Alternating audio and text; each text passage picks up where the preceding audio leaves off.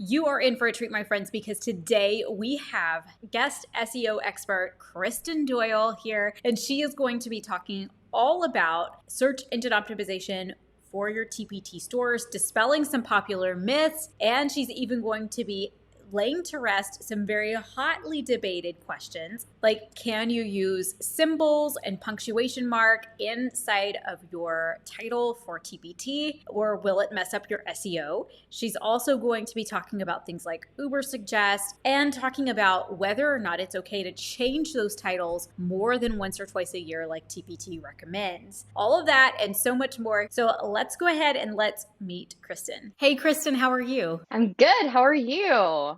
I'm good. I'm so excited that you're here because I have so many questions. There are so many SEO questions that have been asked to me that I have thoughts and I have opinions on. And then there are some that I don't know the answer to. And so I've actually kind of been saving these up. And I've told some people, I'm like, Kristen's coming on the podcast soon. I'm going to ask Kristen Doyle when she's here. Can you tell us a little bit about yourself or anyone who's listening who may not have heard of you or may not know who you are?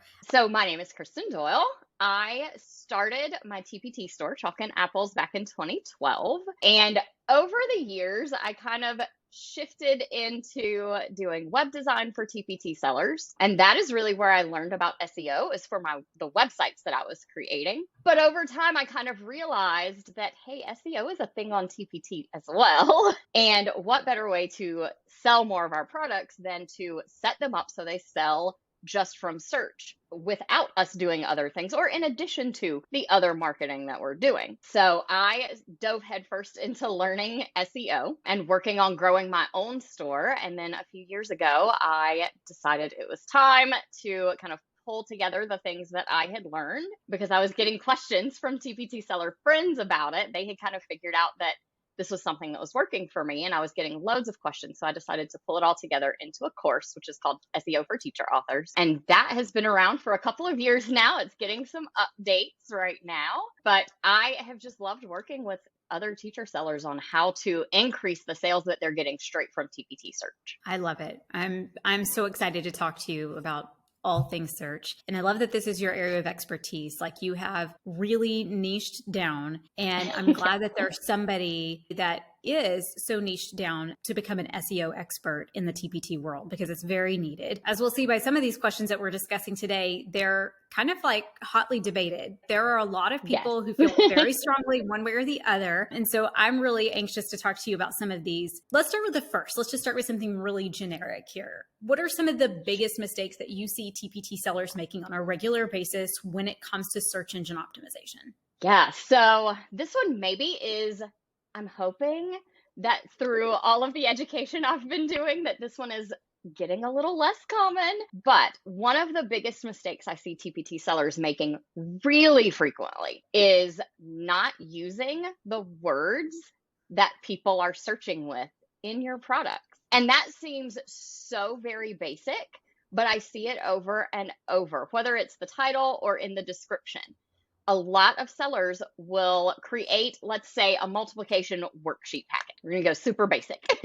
Multiplication worksheet. And they will title it things like multiplication activities, but they never say worksheet. And if these are worksheets, just say that right there in your description. And I know there are some words like worksheets that we as teacher sellers shy away from, because we want to give off that sense of value and that our products are better than worksheets that come with your math curriculum or whatever. And that's all good. But if teachers are searching for a worksheet and you have a worksheet, you need to call it that because you want them to find it. Same goes for putting our fun, cute product line types of names in our titles instead of calling it what it is. And that one I feel like has gotten a lot better in the last year or two. We definitely want to make sure that those phrases are getting used, not just in the title, but in the description as well. So what are some of the other big mistakes? I see a lot of people who are using their title space in the wrong way. And one of two things happens. Either they cram as many keywords as they can into the title. So it reads, I'm going to stick with this multiplication worksheet idea. It reads like multiplication worksheets, multiplication fact fluency, multiplication practice pages, and it's just a list of keywords for your title. Or I see people who do such a short title that they're not really covering the whole picture. Things like multiplication packet. And that's not very descriptive of what's in this packet. So I have a question to kind of piggyback off of what you just said, where you're talking about where they essentially have a bunch of keywords kind of stuffed into the title and it's not very readable. Is this kind of use of keywords, is it bad for search engine purposes, or is it bad because teachers don't understand when they're reading it? They just kind of read a bunch of like mumbo jumbo, and then obviously that hurts their click-through rate from search engine results, which then hurts their search engine ranking. Yeah, so I'm not going to say that it is never bad for search specifically, because there are some cases where you could get to the point of keyword stuffing, and then yes, that is bad for search. But most of the time, it is the second answer. It is bad for the buyer experience, because for teachers, a lot of times they will look over just a list of disjointed words, because that takes a lot of brain power, if you think about it, to figure out what this list of disjointed words mean. Where if you have a title that reads more naturally, that's easier for us to read. And we all know how exhausted and overworked and overwhelmed teachers are. So anything we can do to make our product titles, descriptions, thumbnails, all of it easier for a teacher to read and interpret, then that is going to help with conversions and getting them to that product in the first place. Because teachers are coming to save time and energy. And if I'm making them use additional time and energy or make them feel like this is complicated, that's going to hurt me. I think it's less about the time, because really time-wise, what is it, an extra second, maybe two, for them to sort of figure out. It's that mental work. It's the mental load of having to read every word and figure out how they go together. Absolutely. I think that's one of the things that's kind of hard for us to wrap our minds around. Sometimes we get so focused on like the letter of the law when it comes to search engine optimization, and we forget the big picture of what the buyer experience is like. And then if the buyer experience isn't good, then that ultimately affects our search engine ranking, because we're not getting the click-throughs, et cetera. So that's awesome. So I have some questions that I get a lot. Like I get a lot of these, I get these questions all the time. And I want to ask you, because obviously I have my own thoughts and opinions on some of these, but I want to ask somebody who literally lives and breathes SEO. So first, do punctuation marks affect SEO on TPT? That's the big question, right? The one that is probably most hotly debated. From what I see, punctuation doesn't have a huge effect on search on TPT. I will not say that it doesn't affect it, but it doesn't have major effects on search. I see a lot of sellers who are concerned about things like punctuating Valentine's Day or St. Patrick's Day correctly. Absolutely 100% punctuate these words properly. This goes back, like you were just saying, to the buyer experience. Even if it's better for search for them not to be punctuated correctly, we're marketing to teachers. We can't make grammatical errors just because that's better in search. We have to have our titles and our descriptions be grammatically correct, because that's something that will turn buyers off in a heartbeat. So absolutely punctuate things in a way that is grammatically correct. What I would say, though, is to steer clear of throwing in extra punctuation that doesn't need to be there, because there are some debates, again, in the SEO world outside of TPT about what effect punctuation has on Google search. And we do want our TPT products to do well there too. In general, use as little punctuation as you can. I always tell people that if you're feeling the need to put dashes between a bunch of words, then we're probably, right back to what we were just talking about, we're probably listing out disjointed words. See if you can turn those into a phrase that makes more logical sense and remove some of the punctuation, but you don't have to get rid of all of it forever. I agree. I agree wholeheartedly. And this one in particular, the one that I get asked about a lot is, and I don't even know the name of it. You probably do. It's I know exactly what you're going to line that goes up and down. And my opinion is, and correct me if I'm wrong, please, because I don't want to be telling people anything wrong, but I do have a set of keywords that, like, here's one set of keyword search terms that go really nicely together and I can make something that's really nice and readable. But then here's another set of keyword search terms that also goes really well with my product. But in order to get them to flow nicely, I've got to add additional words that I don't have characters for. So I will put that line in between as a break so that it's more readable for the buyer. Is that okay? So good question. And I knew that was the punctuation you were going to ask about. That's the one everyone asks about. So I know we love it because it's so clean. It looks so nice. I do not use it in my TPT descriptions, and here is why. As far as I know, it is not at all bad for TPT search. There is, again, some debate among Google SEO experts about whether or not Google treats that line as what's called a full stop. My line of thinking is I can use a dash for the exact same purpose, and there's no debate about this. Okay. So I use That's a easy. dash instead of, it's called a pipe, that vertical bar, just because it's not 100% clear that it's okay in Google search. Very good to know. Let's go to another debated topic. And this one, I don't see it as popular right now, but there was a point in time when everybody was using this. And I would go to run audits and I would ask the seller, where did you come up with this title from? Like, where did you get these keywords from? And they would say to me, Ubersuggest. I don't know much about Ubersuggest. So I would like to know, this is actually just a personal question. This is one that I would like to know. I'd like to know, is Ubersuggest a useful tool for finding keywords to use on TPT? And if so, how do you use it correctly? So Ubersuggest, for anyone who maybe doesn't know, it's an SEO keyword research tool, among other things. And what it does is you go to Ubersuggest, you log in, and you plug in a phrase that you think people might search for whatever you're creating. It's typically used for websites, not for TPT search. Obviously, TPT is a website, but we have two separate search engines to think about when we're thinking about TPT. So the keywords that it returns are keywords that are popular on Google searches. And like I said earlier, it is good for our TPT products to rank in a Google search. Absolutely. I don't know how much you search personally for teacher-related things that would be on TPT, but if I put in a search term that is something that would be on TPT, let's talk about our multiplication unit or something, you will find TPT products pretty high up on the search. The only time you don't is words like worksheet, because there are so many of those sites with free worksheets available. But other more specific terms, you will generally find TPT products coming up high in search. So if we can get our products to be the ones that show up, that's always a good thing.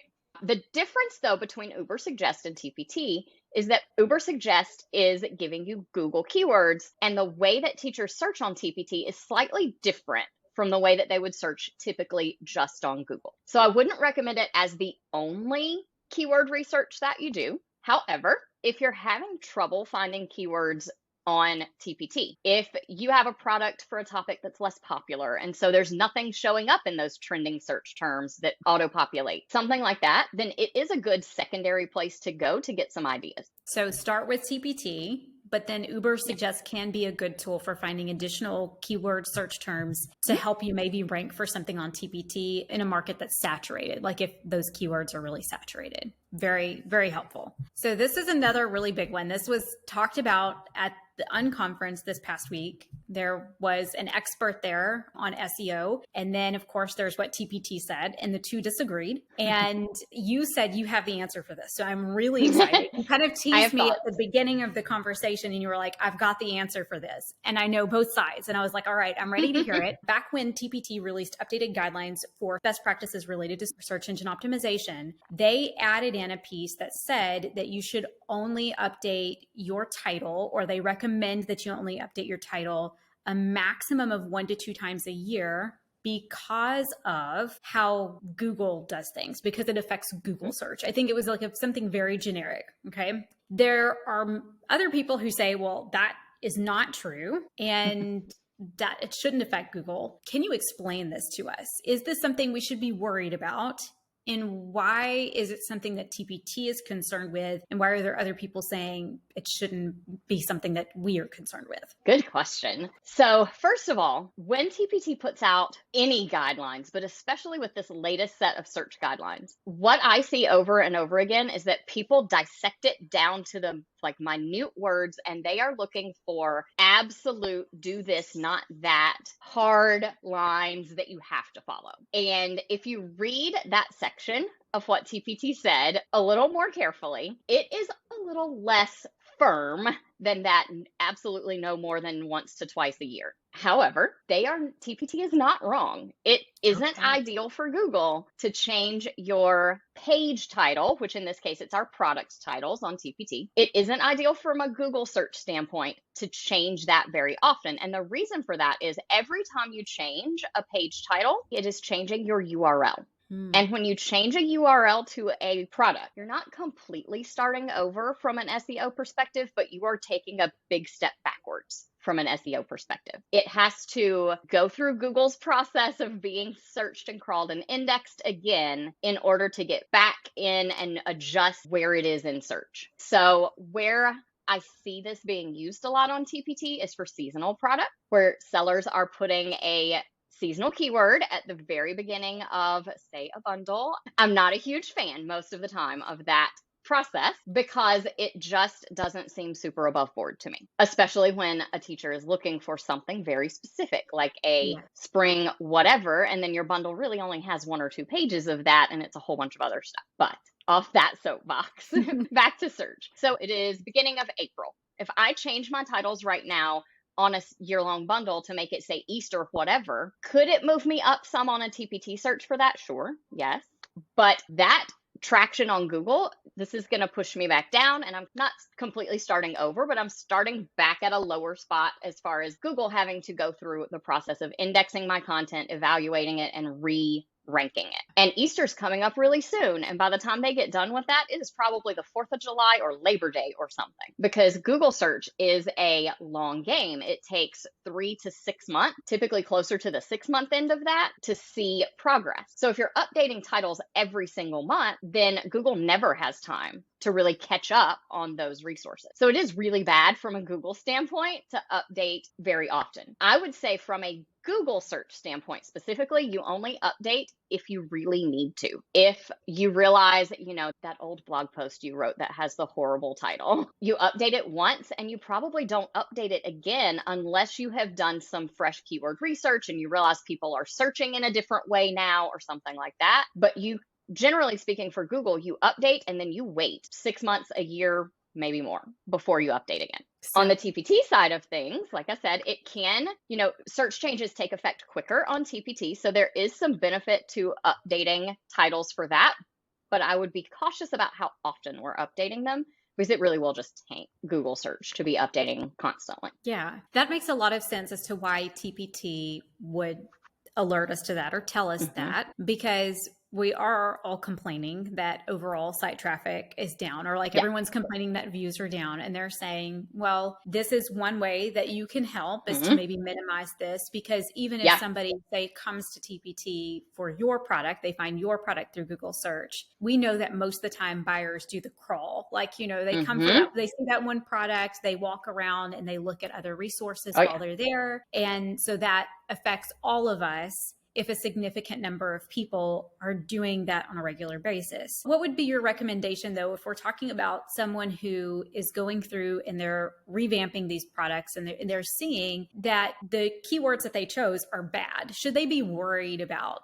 going back in and optimizing their titles for SEO purposes? Generally, no. And if you have bad keywords, go ahead and update them, but update them and leave it. Don't update them and then 2 weeks later update them again, and then 2 weeks later do it again. Make a decision, update them, and leave it. I love that. Perfect. The other question I will answer, because I was asked this not too long ago, someone changed a product title because of some keyword research, and then like the same day or the next day realized, oh, I should have said this in the title. And they were asking, is this bad because now I'm changing it too soon? So from a Google standpoint, remember that the problem is that it has to keep starting over. Well, it hasn't even had time to start over yet if this is within 24 hours. So you're fine to edit multiple times within a short kind of span if you realize you've made a typo or forgot a phrase you wanted to include or something like that. But the goal would be figure out the good keywords to use, make your update, and then leave it alone. I love it. Okay, perfect. So perfect. Here's the next question that I have for you, and that is, do you think that SEO, that search engine optimization, is the key to success on TPT? Such a good question. Kind of a Especially loaded right question. now. Very It is. nuanced. It's a Yeah. loaded Yeah. question. I think search engine optimization is the best way to get your resources selling while you're not promoting them. And whether you are actively promoting your store alongside that, or you need to take a break right now and you want your store to continue selling while you are on maternity leave or having a tough teaching year and just need to take a step back, or maybe you're just burnt out on TPT for a little while and need to take a step back. I do believe that search engine optimization is the best way to build passive income in your TPT business. Is that the only kind of income in your TPT business? Absolutely not. Of course, there are other things, but it is the best way to build passive income. And who doesn't want to have some passive income, even if you are all over all of the marketing? Who doesn't want passive income to layer underneath all of that hard work that you're doing too? Absolutely. Yeah. Absolutely. I agree. I do see a lot of newer sellers coming in and they're very gung-ho about learning everything they can about SEO, as they should. Like, I don't disagree with that at all. I have seen many times people very concerned about, oh, should I only tag one grade level or should I tag two? Or they're agonizing over choosing the exact perfect keywords when their covers are not good, their thumbnails, their everything else is not good. And that would be the only like word of caution that I would say to somebody listening is that like SEO is great, but you can have the most search engine optimized product as far as like those technical aspects of search engine optimization. But if your resource is not converting because your previews aren't good, or because the product itself isn't very good, or people aren't clicking through because your cover is really not appealing, then all of that's going to do you no good. Like, it's all going to fail you. Yeah, absolutely. I was just saying in my boot camp this spring, all of the SEO work in the world, all of the page views in the world mean nothing if your product can't convert once people get there. So yeah, absolutely. The two go hand in hand. You have to work on polishing up resources, making sure they're high quality, presenting them really well when it comes to your cover, your thumbnails, your previews, making sure that you really are selling this resource to the teachers who show up to purchase them. Because it is not like it once was. I remember uploading resources that didn't even have a cover image and just using like the auto-generated pages from the resource as the cover images. And that was good enough and they sold, but that's just not how it is anymore. And I think it's a good thing. Ultimately, it means that we have evolved and we are more professional as creators. It also, I think, is reflective just of our society in general and how we have come to expect more from the things that we're purchasing. Which is all healthy. Like, that's all good. Like you said. Absolutely. Good. So somebody's listening today and they want to improve their SEO. Can you recommend one action item that they can take? Like one thing that they can do today when they get home from work or when they sit down at their computer that can help them boost their search engine optimization or boost their rankings in search through SEO? I love that question. So I would say if you are only going to do one SEO thing, if you are just getting started, go to your TPT product listings page. Scroll down and look at them. Try to ignore your cover images and just look at the titles. Scroll through the titles and look at them and give them a real once over. Is this a searchable product title? And if it's not, then do a little keyword research, see what's showing up in the search dropdown that auto-populate, and make some quick changes to your titles that include those searchable keywords. And if you've got fun product line names and things in there too, that's fine, but make sure that you have those searchable key terms in your product title. That is probably the biggest needle mover when it comes to SEO on TPT. Kristen, you're going to be at the Teacher Seller Summit talking specifically about SEO and that search engine optimization. I think it's for blog and TPT, right? A little bit of Google and a little bit of, a little mixture. Can you tell us a little bit about your session? Yeah, so we're going to do a little, like you said, a little Google and a little TPT search, talking about some of the top things that you need to be doing and dispelling a few myths about SEO on TPT in addition to the ones that we talked about today. Oh, wonderful. Okay. I can't wait. I cannot wait to hear it. Can you tell us where listeners can find you if they want to connect with you and learn more? Because you have a podcast, you have all kinds of stuff. So my podcast is called The Savvy Teacher Seller, and it's on all of the podcast places. So you can find that by searching in your podcast app. My website is kristendoyle.co, and that is also all of my social media because I like to keep things simple. If you really want to talk to me, come find me on Instagram at kristendoyle.co because that is where I tend to hang out the most. Well, we're so excited to have you at Teacher Seller Summit. And I thank you so much for coming here today and for sharing your knowledge, for sharing your expertise, for teaching me a few things. And I'm sure those who are listening, hopefully they learned some things too. I'm sure they did. This was so helpful and a really fun conversation. Thank you so much for being here, Kristen. Thank you for having me. Thanks so much for being here. If you want to join us for Teacher Seller Summit, which trust me, you do, not only do we have incredible guest presenters like Kristen Doyle, Erin Waters, Farah Henley, Lindsay Bowden, and so many more, talking about topics like optimizing your TPT store, creating your own website, selling a membership, launching a course, so many incredible topics for teacher authors, all at Teacher Seller Summit and for a